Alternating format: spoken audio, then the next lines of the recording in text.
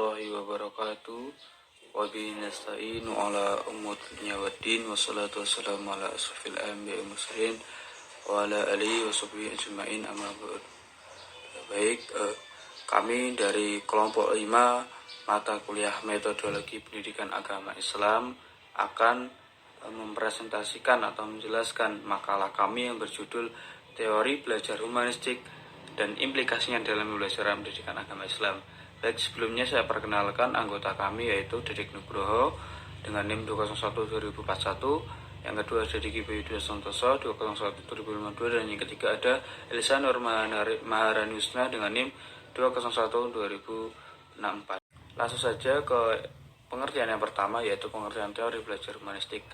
Baik, secara luas definisi teori belajar humanistiknya adalah sebagai aktivitas jasmani dan rohani guna memaksimalkan proses perkembangan. Nah, sedangkan secara sempit pembelajaran diartikan sebagai upaya menguasai khazanah ilmu pengetahuan sebagai rangkaian pembentukan kepribadian yang menyeluruh. Nah, pengertian belajar menurut teori humanistik ini yaitu bahwa teori humanistik dalam proses belajar harusnya dimulai dengan dan ditunjukkan untuk kepentingan manusia itu sendiri. Nah, teori humanis ini sangat mementingkan apa yang sedang dipelajari daripada proses belajar itu sendiri.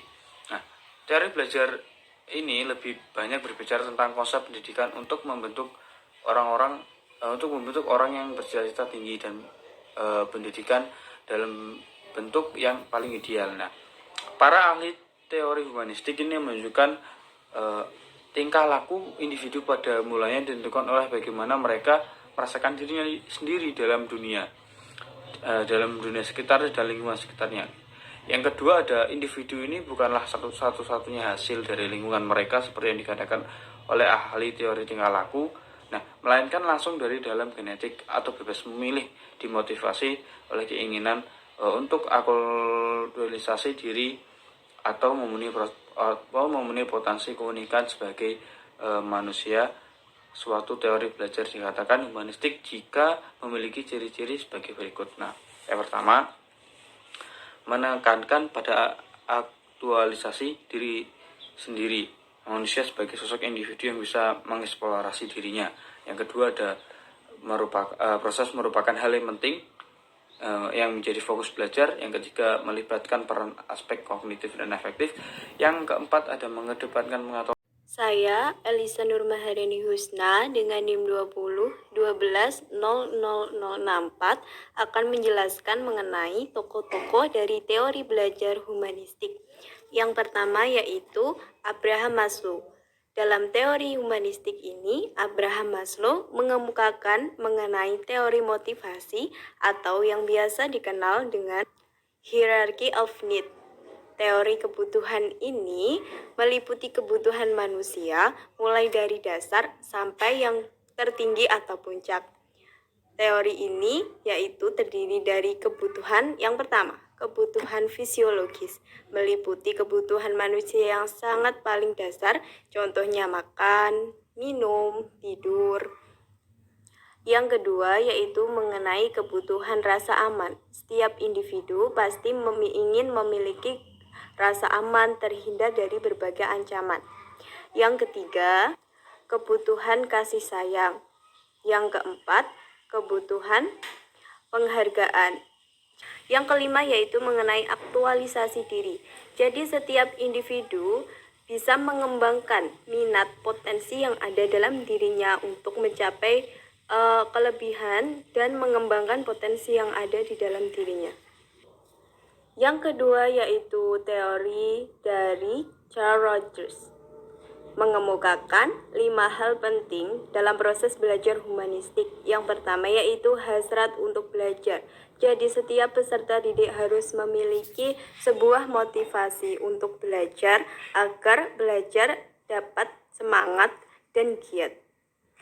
Yang kedua yaitu belajar bermakna. Dalam artian, pada saat belajar maka harus menggali makna, menelaah informasi yang didapat dari proses pembelajaran tersebut.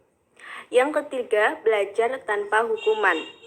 Siswa bebas mengekspresikan berbagai misalnya gagasan ataupun ide yang ada di dalam benak pikiran untuk diimplementasikan dalam proses belajar. Namun, terdapat batasan yang sesuai dengan materi yang telah ditentukan oleh pendidik. Yang keempat yaitu belajar dengan inisiatif sendiri. Artinya, memiliki motivasi internal yang tinggi untuk belajar. Yang kelima yaitu belajar dan perubahan. Siswa dapat belajar menghadapi situasi kondisi yang selalu berubah sesuai dengan apa yang telah dilakukan dalam belajar, menerima informasi, pengetahuan, serta pengalaman yang telah didapatkan. Arthur Combs mengemukakan bahwa teori humanistik ini berkolaborasi dengan ranah kognitif. Jadi pada proses pembelajaran, peserta didik akan mempersonalisasikan informasi-informasi yang telah didapat dalam proses pembelajaran tersebut dengan pengalaman pribadi yang telah ada dalam peserta didik. Yang kedua yaitu David Cobb. David Cobb ini mengemukakan bahwa pada diri manusia terdapat sikap positif-positif yang bisa disebut dengan potensi yang ada dalam diri manusia tersebut. David Cobb mengklasifikasikan 4 tipe peserta didik. Yang pertama yaitu tipe divergen. Tipe divergen ini kombinasi antara pengamatan dan perasaan. Implementasinya pada proses pembelajaran yaitu siswa lebih condong kepada pembelajaran sastra, budaya, sejarah, dan ilmu-ilmu sosial, dan sebagainya. Yang kedua yaitu tipe asimilator. Tipe ini peserta didik lebih menekankan pada sebuah pernyataan tentang logika kurva yang berkaitan dengan matematika dan sains. Tipe C yaitu tipe konvergen. Ini mengkombinasikan antara pemikiran atau intelektual serta pengamatan. Jadi, contohnya yaitu dari peserta didik pengambilan keputusan, kemudian pemecahan masalah, pengambilan sikap serta resiko yang akan ditanggung dari pengambilan keputusan tersebut. Yang D yaitu tipe akomodator. Tipe ini mengkombinasikan antara pengamatan, kemudian perasaan, serta tindakan. Implementasi yaitu mengenai pengalaman nyata yang diperoleh maupun sebuah eksperimen dari pengalaman-pengalaman pribadi yang telah dilakukan. Yang ketiga yaitu tokohnya adalah Hani dan Mumford, menggolongkan siswa atas 4 tipe. Yang pertama tipe aktivis. Tipe ini siswa cenderung lebih terbuka ke dalam berpikir dalam membahas suatu materi. Yang kedua yaitu tipe reflektor. Pada ini sikap siswa lebih hati-hati dalam mengambil sebuah keputusan. Yang ketiga yaitu tipe teoritis. Cenderung memiliki pemikiran yang kritis dalam mengambil keputusan maupun mengenai pembahasan materi pembelajaran.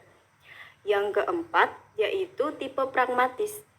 Selanjutnya yaitu Habermas. Habermas berpendapat bahwa proses pembelajaran dari teori humanistik ini dipengaruhi oleh lingkungan dan faktor sesamanya.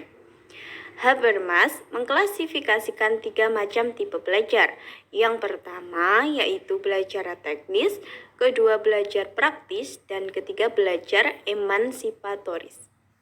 Selanjutnya yaitu tokoh bernama Bloom dan Catwalk mengemukakan berdasarkan 3 ranah yaitu kognitif, afektif, serta psikomotorik dengan berbagai tingkatannya. Untuk ranah kognitif terdapat 6 tingkatan yaitu meliputi pengetahuan, pemahaman, aplikasi, analisis, serta sintesis dan evaluasi. Psikomotorik terdapat 5 tingkatan meliputi peniruan, penggunaan, ketepatan perangkaian, naturalisasi. Afektif atau ranah sikap meliputi 5 tingkatan, di antaranya yaitu pengalaman dari diri sendiri, merespon kejadian-kejadian yang ada di sekitar, penghargaan terhadap apa yang telah diperbuat, pengorganisasian yang terstruktur, serta pengamalan. C. Pandangan teori humanistik tentang proses belajar. Dalam proses pembelajaran, peserta didik dipandang dalam ranah teori belajar humanistik ini belajar jika dapat mengenali diri sendiri serta lingkungan sekitar. Jadi dalam teori ini yang paling dipentingkan adalah mengenali tentang diri sendiri serta lingkungan sekitar untuk membangun komunikasi yang baik antara satu individu maupun dengan kelompok. Aliran ini juga memandang bahwa proses pembelajaran tidak hanya berlangsung pada ranah kognitif saja, tetapi apa yang ada dalam diri individu tersebut merupakan sebuah implementasi dari pengalaman yang harus dikembangkan potensi yang ada di dalam diri individu tersebut, sehingga seorang siswa bebas dalam mendapatkan berbagai informasi. Jadi, dalam proses pembelajaran, seorang siswa menjadi aktor utama dalam belajar untuk memperoleh informasi serta pengetahuan baru dan diimplementasikan maupun diinterpretasi dengan pengalaman yang telah ada dalam setiap diri individu. Prinsip-prinsip teori belajar humanistik adalah salah satu ide yang penting dalam pendidikan humanistik adalah peserta didik memiliki kemampuan untuk mengarahkan sendiri perilakunya. Dalam konteks apa? Dalam konteks belajar. Nah, prinsip-prinsipnya apa? Yang pertama yaitu manusia memiliki cara belajar alami. Dua, belajar terjadi secara signifikan jika materi pelajaran dirasakan memiliki relevansi dengan maksud tertentu. Dan yang ketiga, belajar bermakna dapat didapatkan apabila peserta didik itu dapat melakukannya. Dan yang keempat, belajar berjalan lancar apabila ada keterlibatan antara peserta didik dan proses belajar mengajar itu. Dan yang kelima, yaitu belajar menyangkut perubahan dalam persepsi mengenai diri peserta didik. Nah, itu mengenai prinsip-prinsip teori belajar humanistik. Dan selanjutnya, implikasi teori belajar humanistik dalam pembelajaran pendidikan agama Islam, yaitu dapat kita simpulkan menjadi tiga, yaitu pelajaran PAI aktif, kreatif, dan menyenangkan. Nah, korelasi teori dan praktik di lapangan oleh guru PAI merupakan implementasi langsung dari pendekatan humanistik. Dikarenakan apa? Karena diharapkan proses tersebut dapat terlaksana secara maksimal oleh pendidik humanistik. Kemudian, dalam pembelajaran PAI yang berparadigma humanistik, guru PAI dapat menggunakan strategi dan metode pembelajaran aktif, kreatif, dan menyenangkan. Pembelajaran aktif yang dimaksudkan apa? Yaitu dalam proses pembelajaran, guru PAI dapat membuat peserta didik itu bertanya, mempertanyakan, dan mengemukakan gagasan atau pendapat. Misalnya begini, contoh ya, dalam materi pendidikan fikih, guru PAI memberikan kesempatan pada peserta didik untuk bertanya dan mempertanyakan mengapa dan untuk apa disyariatkan sholat, puasa, zakat, dan haji. Pelajaran kreatif menekankan pada pengembangan kreativitas, baik pengembangan kemampuan dalam hukum Islam, dalam konteks perkembangan ilmu dan teknologi dan perubahan di masyarakat. Kemudian membimbing untuk memahami konsep-konsep tasawuf seperti zuhud, warak, dan dalam konteks kehidupan manusia modern. Nah, yang tak terlupa lagi yaitu tentang akhlak. Nah, mungkin implikasi teori humanistik dalam pembelajaran PAI agama Islam sudah saya jelaskan tadi. Mungkin itu yang bisa saya jelaskan dari prinsip-prinsip dan implikasi teori belajar humanistik. Kurang lebihnya saya mohon maaf, dan kami dari kelompok 5 apabila ada salah dan kurangnya mohon maaf. Sekian, akhiran walul muwaffiq ila aqwamit thoriq. Wassalamualaikum warahmatullahi wabarakatuh.